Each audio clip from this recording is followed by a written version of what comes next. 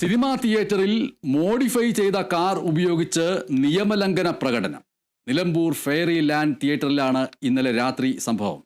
Car ഉപയോഗിച്ചുള്ള അഭ്യാസ പ്രകടനത്തിൻ്റെയും നിയമലംഘനത്തിൻ്റെയും ദൃശ്യങ്ങൾ പ്രചരിച്ചതിന് പിന്നാലെ നിലമ്പൂർ പോലീസ് ഇന്ന് കാർ കസ്റ്റഡിയിലെടുത്തു.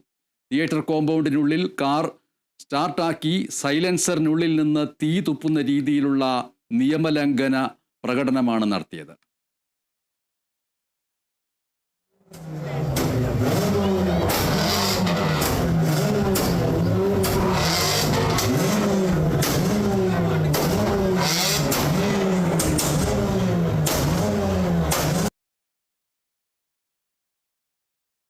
ഇടവേള കഴിഞ്ഞ് തിരികെ എത്തുമ്പോൾ വാർത്തകളുമായി ആതിര CS ചേരും.